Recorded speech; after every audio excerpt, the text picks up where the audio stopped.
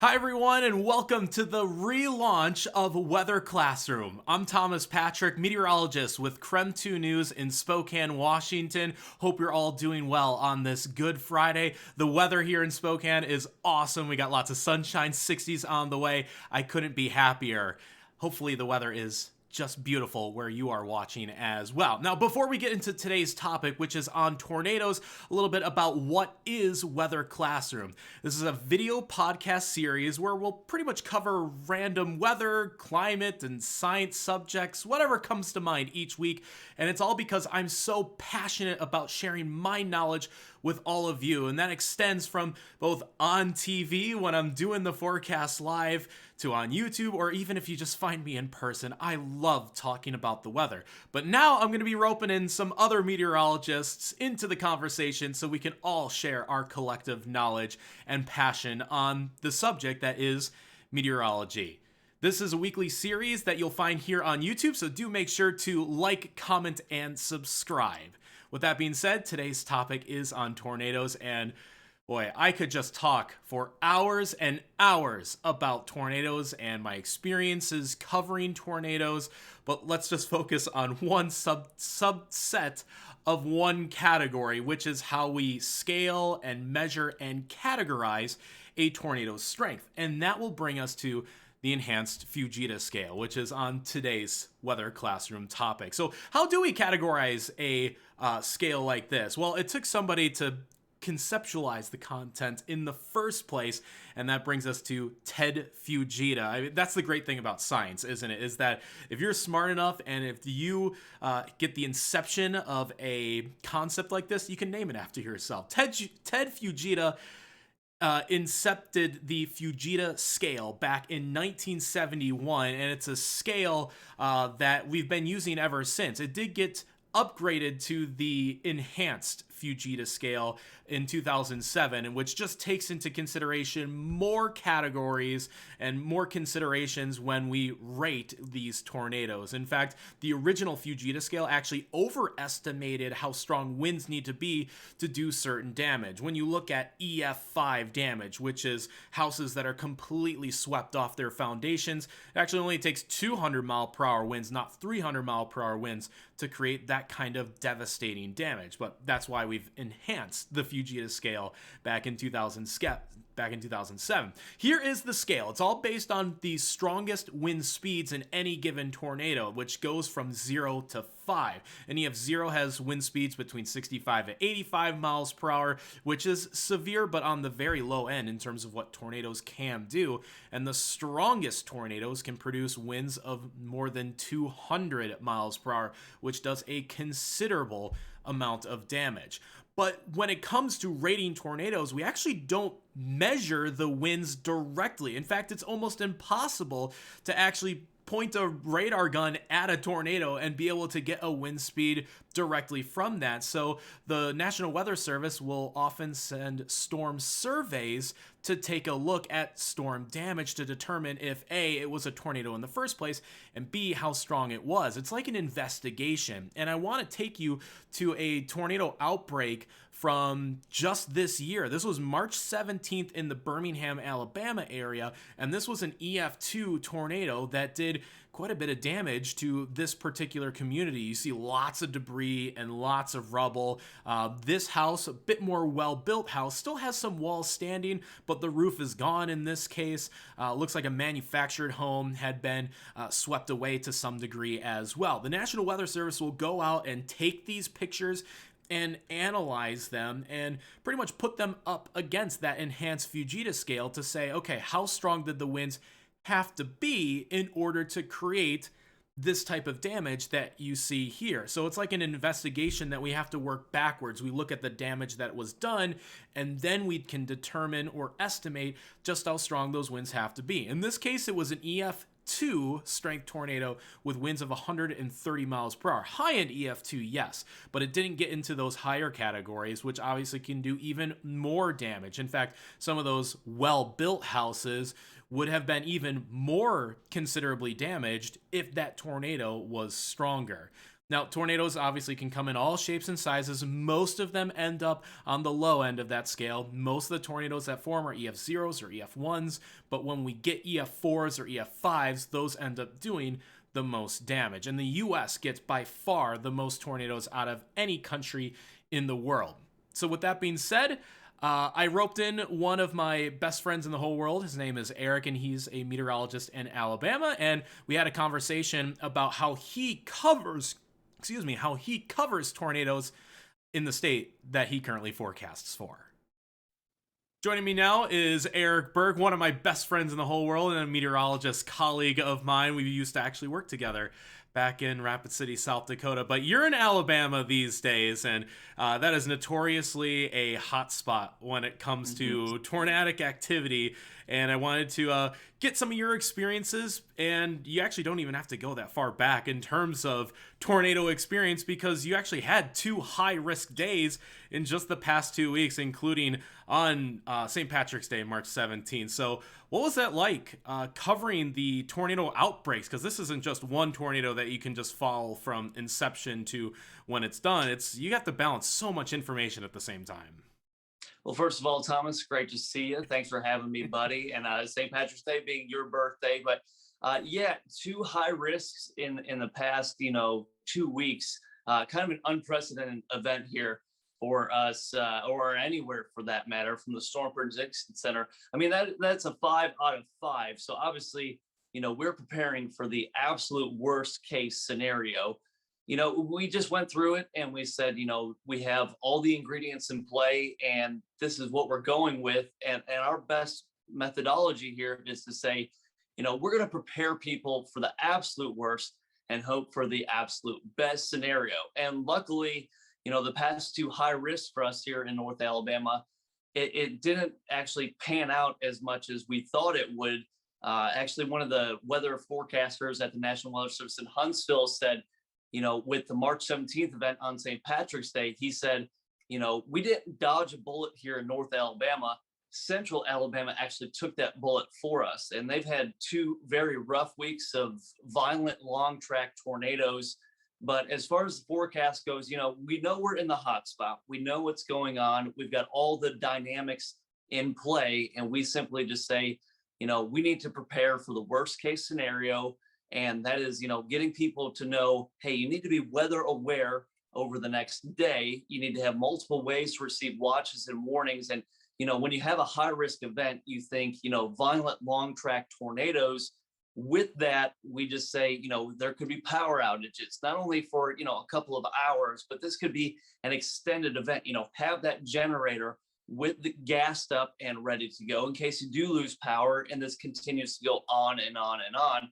And, it's been an active 2 weeks here in Alabama, but, luckily, as far as, North Alabama, we kind of did dodge that bullet. And, Central Alabama, places like Birmingham, they had long track EF3 tornadoes, even into Georgia, they had EF4s. But, we always go into it, thinking the worst, preparing our viewers for, the possibility of severe weather.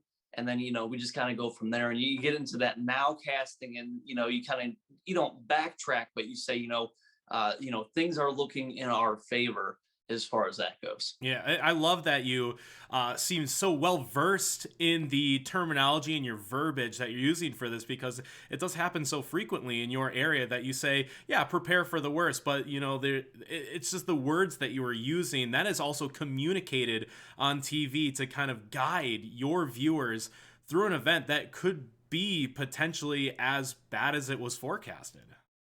Yeah, and that's one of the things I really learned working here. We know where we live. We are, everyone knows Tornado Alley out in the southern and central plains. You get those picturesque, perfect, stovepipe tornadoes and stuff like that. The difference being here, most of our tornadoes that we see, they are rain wrapped, so visibility, High obviously out the window. Yeah. People aren't going to look out their window and say, oh, we better get to our storm shelter now. There's a picturesque wedge tornado. Just, no, we get the long track violent rain-wrapped tornadoes. So visibility right off the bat. And another difference between us here in, some call it the mid-south or the deep south or the southeast, whatever you want to refer to it as, it's one of those things that, we're not like the plains. When those violent tornadoes go through, parts of Oklahoma, maybe the Texas Panhandle, they really don't affect a lot of people. Obviously, that's where the storm chasers go. A lot of students go there to study meteorology. I mean, I know you've storm tracked out there in the plains yourself. I've been one of those students. But it's one of those things that, these are slower moving storms that they see in the plains, and you get that picturesque tornado, and it really doesn't affect a lot of people. Ranchers obviously have, property damage or, loss to livestock or things like that. But here in the Southeast, I mean, we are more densely populated. So when we do get that high risk and you go on social media and you see people almost, cheering for the high risk, they want the absolute work, that's the last thing we want to see. Right. We don't cheer for storms. We don't cheer for EF5 tornadoes. That's the last thing we absolutely want, for our people, our viewers. We cheer for our people, not for the storms. Mm-hmm. But we also battle kind of a socioeconomic problem here in the Southeast or the Deep South, whatever you want to refer to it as. We have, due to our soil here, it's very clay based. So almost all of our homes are built on slabs. Very few people actually have a basement, which leads to the sheltering problem where, these people oftentimes will go to a community storm shelter as opposed to, seeking shelter in their house. A lot of mobile homes, manufactured homes, and even just, again, going back to the socioeconomic thing, it's, a lot of these people, they might not have internet. They might not have the multiple ways to receive the warning. So, I mean, we fight a lot of obstacles here, but our best practices are to just say, this is what we have, this is what we're looking at, and this is what could potentially happen tomorrow. We cannot guarantee, as we cannot guarantee at this time, at this place, we're going to have a long track violent tornado, but we could say everything's there for that to possibly happen. And that's really what our messaging is, moving into events like we've seen over the past couple of days. And we've actually been fortunate because our second tornado season isn't necessarily in the spring, it's actually November, where we have more tornadoes, per capita and distance wise in November than we comparable to what we see in March, April, and May. So we've been fortunate, we didn't have tornadoes in November, December, January, February, but we're really getting into it now into March. I love the way you think, Eric, because you and I have that right mindset because we're both meteorologists. We both got our seals kind of displayed behind us, but it's not just the meteorology, it's also the social science and getting people to not just listen to the forecast, but understand the forecast, because there are so many variables. No one is ever going to say there's going to be an EF3 tornado at this cross section or at this street intersection. You can't get that precise, but getting people to understand the forecast and be able to react appropriately can sometimes be just as much of a challenge as actually getting the forecast right in the first place.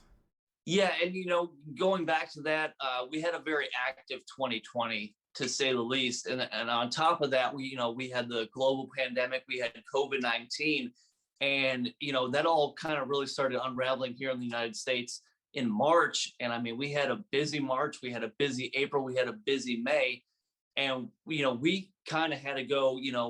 For those at home that do go to your local storm shelter, whether it be a church or wherever it may be, that community area, which they typically open here during tornado watches. So as soon as the watch is issued, that tornado shelter or shelter will open up.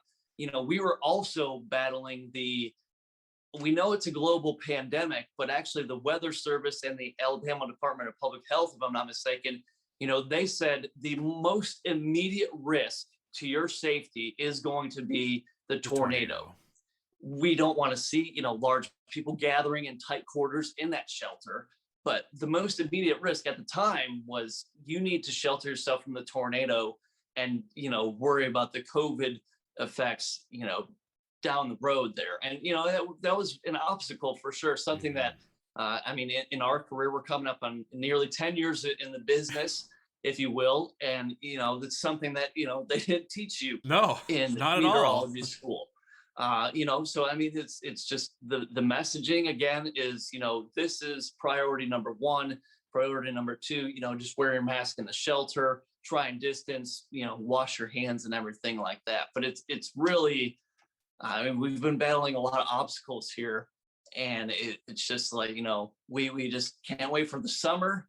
When we just get kind of your general afternoon thunderstorms, more pulse type storms where, when they start to fall apart on each other, you get the gust of wind. Yeah. But, this time of year, every storm we see pop up on radar, we have to watch closely because they start spinning like tops, and we just say, here we go. Yeah, those pulse thunderstorms, they go up, they go down, they refresh you off in the summertime, and it feels great. Mm-hmm.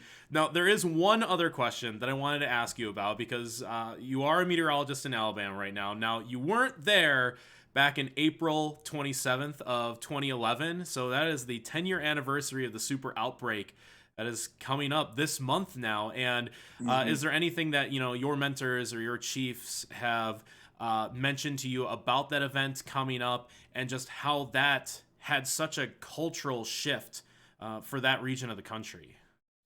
Yeah, obviously that's the big one. That is the event that everyone knows around here. If you've lived here more than a matter of years, or you lived through it, that is the event that is the epitome of, this is the worst it can absolutely get. I talk with my chief, and I talk with people in the newsroom, and I mean, it's hard for them to even think of that day and not get, worked up and emotional, because they just know the toll that it took on our communities, and it took on them, as people. We had reporters out in the field thinking they were just covering storm damage, but it turned out, no, they were pulling deceased people from their homes so the coroner can put them in a body bag. I mean, and leading up to the past 2 weeks, we had 2 high risks. That's more or less unprecedented. I mean, you'd have to go back and crunch the numbers of how many high risks have there actually been issued by the Storm Prediction Center. And they don't put that out there loosely. They say the dynamics are there. Everything is there for this to be the worst day. What we deal with our viewers leading up to any event, whether it be a squall line coming through, and I mean, we're prone to getting those QLCS tornadoes, those spin ups, maybe on the ground for 5 minutes, but they're always there. The embedded tornadoes, either you get the bookend vortex, or you get a little notch or a bowing segment in the line, and we're prone to those. But even when we put out the heads up, we're forecasting a line of straight line wind damage, possible tornadoes, people will immediately say, hey, is this going to be April 27th, 2011? And the past 2 high risk events, that question kept popping up. And I think the people that lived it know that was a horrible day for us in Alabama and the Southeast. But I don't think they know exactly how perfect the atmosphere had to be for an event like that to happen. I mean, you had a morning round of violent tornadoes. You had an afternoon round, the march of supercells, and then you had an evening round of tornadoes. I mean, that even looking back, just the other day with the high risk here across Alabama, the actual violent tornadoes were to our south, which is, outside of the high risk, but you still, condone the message of this could be really bad. We can't pinpoint when and where, but you look at it, from that perspective, and, we go back and we do our research afterwards and say, well, how did we catch a break here?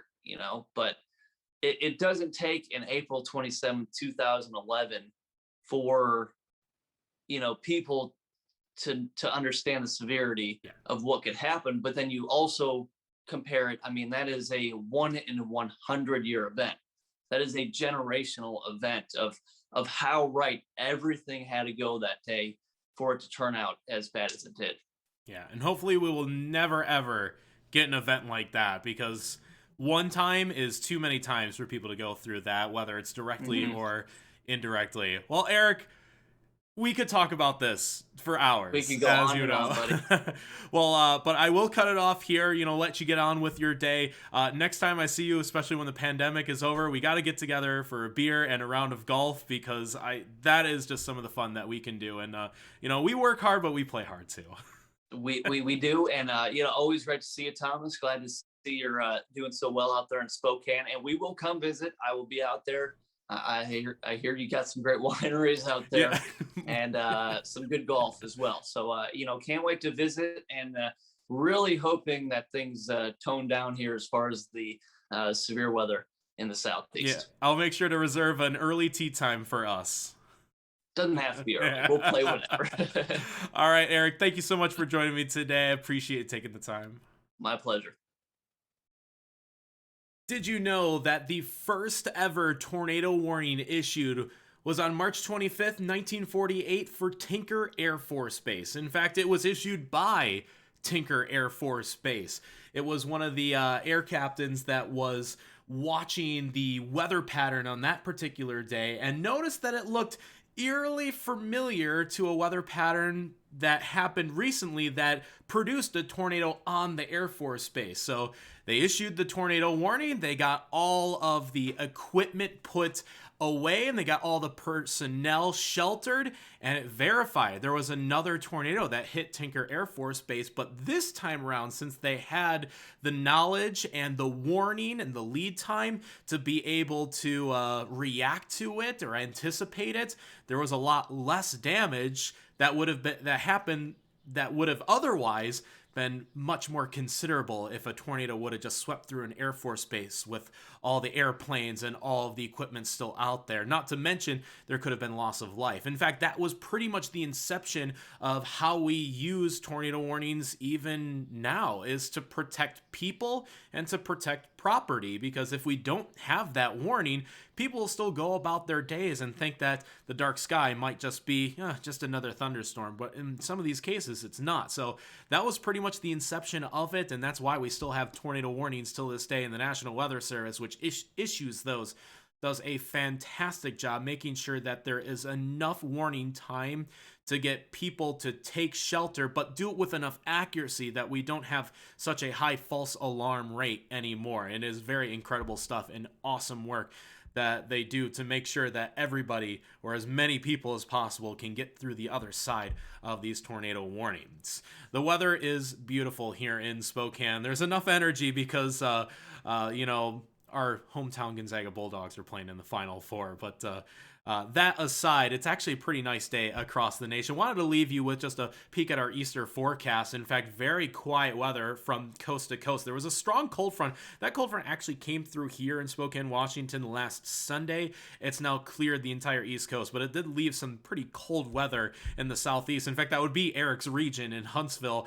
They are in for a pretty cold night. All the blue shaded areas, those are freeze warnings, and you see them from southern Indiana and southern Ohio all the way down to the Gulf Coast. I mean, 37 degrees for a low in Tallahassee, Florida is pretty cold for that region of the country. So hopefully everybody can stay warm. And I can also tell you that my sports director, Brenna Green, who is in Indianapolis covering the Final Four, she was all bundled up this morning. It was down in the 20s. So I feel for her because it only got down to 40 degrees here in Spokane. So a bit warmer even in Washington State than it was in parts of the Midwest this morning. But that's the lows for Saturday morning. As we look at the Easter high temperatures, again, it looks like a pretty quiet day across the nation with a lot of areas a bit warmer than normal, especially in the Central Plains. So hopefully you'll be able to enjoy a nice day weather-wise from coast to coast or wherever you may be watching us. But that'll do it for today. Thank you so much for listening to this edition of Weather Classroom. This project is a blast to put together